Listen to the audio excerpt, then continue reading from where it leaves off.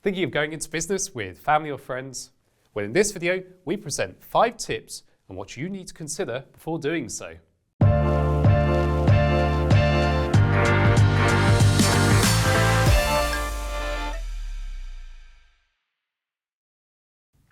Hi there, Nicholas Campion here from First Formations, the UK's leading company formation agent.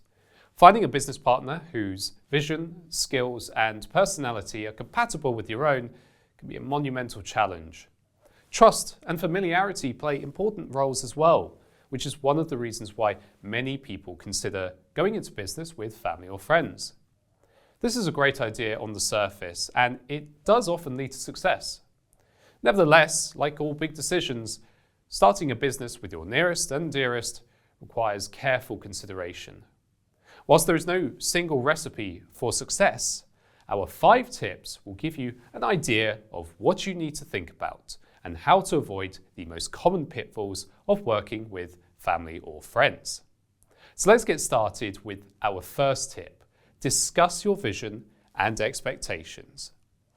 Being clear about your vision from the outset is crucial before going into business with anyone. This will help you establish whether you are all on the same page. Sit down together to discuss your goals and expectations in detail. Do they align? If not, can you reach a viable compromise that everyone is happy with? Establish what each person can bring to the table. Talk about your respective skills, experiences, and knowledge that may be of benefit to the business. Be honest about your strengths and weaknesses. Discuss what roles, rights, and responsibilities each person wants or expects. Are these expectations fair, reasonable, and practical? This first step will help you to establish whether going into business with family or friends has the potential for success. Disagreements are inevitable, and every business carries risk. However, if you are unable to communicate productively at this initial stage, starting a business together may not be the best idea. Tip number 2 is to consider the practicalities. You'll be working with one another on an almost daily basis for the foreseeable future. This is a lot of time to be spending with the same person, especially if you live together. Consider whether this is likely to cause any issues. Unfortunately, compatibility on a personal level does not always translate into good business relations. The nature of your existing relationship will change, so you need to be sure that working together won't cause irreparable damage to what you already have. Can you be respectful and understanding of one another's ideas, opinions, and concerns? Problems will soon arise if, for example, one party expects to make all of the decisions. Family dynamics may come into play here as well if you're dealing with parents or siblings. It's also important to discuss other practicalities of starting a business together. For example, how will you manage vacation time or parental responsibilities? Can everyone fully commit to the business and contribute the required resources? Do you have existing jobs that demand a lot of your time? Moving on to number 3, clarify ownership and roles. Before going into business with family or friends, you'll need to decide how much of the business each person will own and control, what everyone's roles will be, and how profits and losses will be shared. Perhaps you will split everything equally, or maybe one person will have a bigger ownership stake and more control over the business than others. Whatever the setup, you need to formalize ownership roles and responsibilities from the start. These decisions will depend on a variety of factors, including how much capital, time, and effort each person is going to contribute to the business.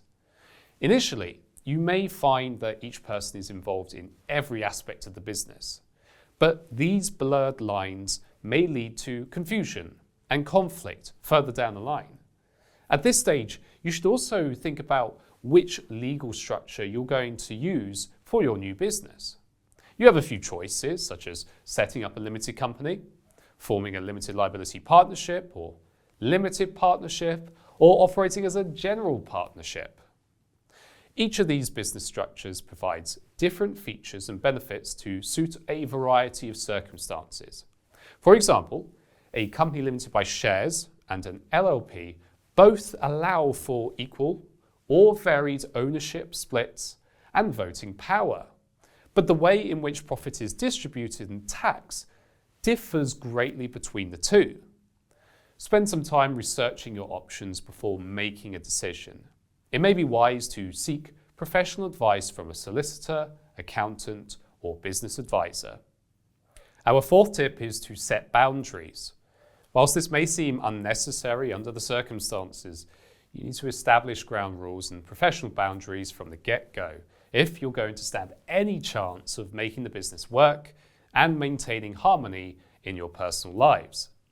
The most important and challenging boundary is leaving personal matters at home and leaving business matters in the workplace.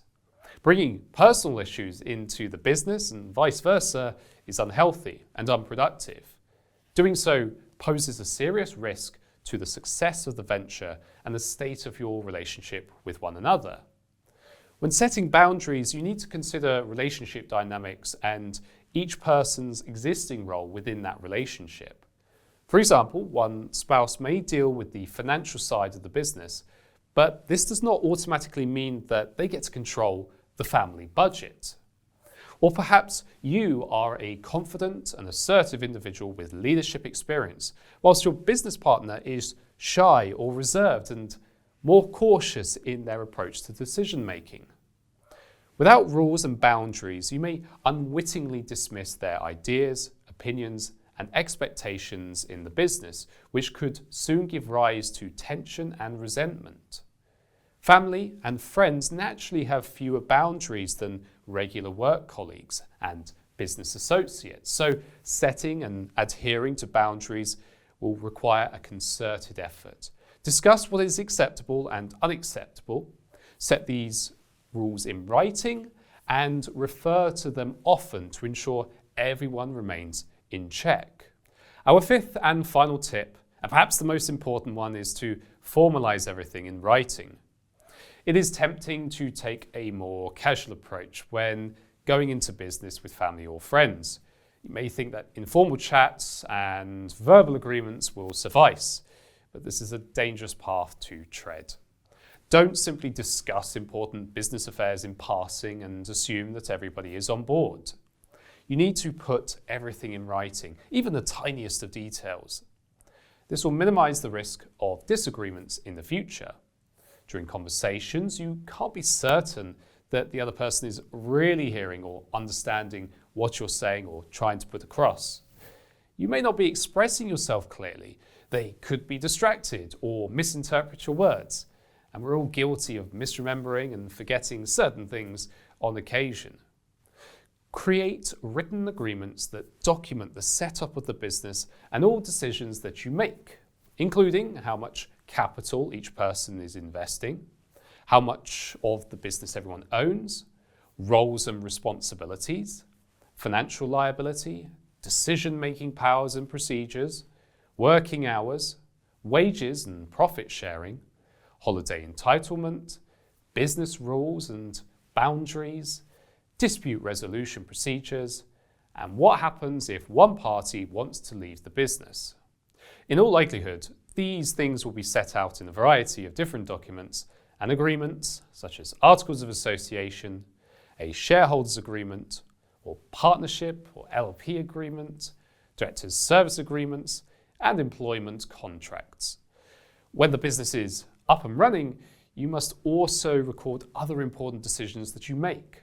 Depending on the type of business structure you set up, this may involve keeping meeting minutes, passing and keeping copies of company resolutions, and updating documentation where required.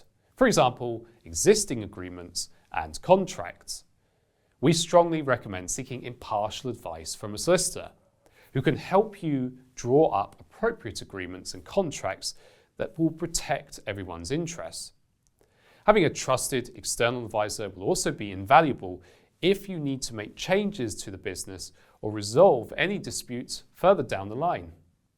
So there you have it.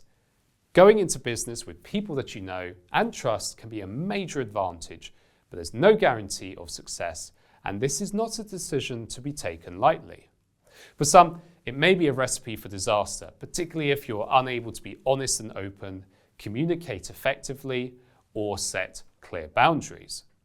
However, if you feel confident in your ability to follow the tips outlined in this video, working with your nearest and dearest may turn out to be a positive and profitable experience for all parties involved. If you have any questions, please leave them in the comments section below and we'll get straight back to you. And if you're thinking of starting a limited company, we'd love to help you. We offer a variety of company formation packages, all designed to get your business up and running as quickly and as simply as possible. Take a look at firstformations.co.uk, that's 1ST, for all our formation options. In the meantime, be sure to subscribe to our channel to get more tips and advice on limited companies, reporting requirements, tax obligations and more. We're always happy to help and we can't wait to hear from you. Until next time, cheerio.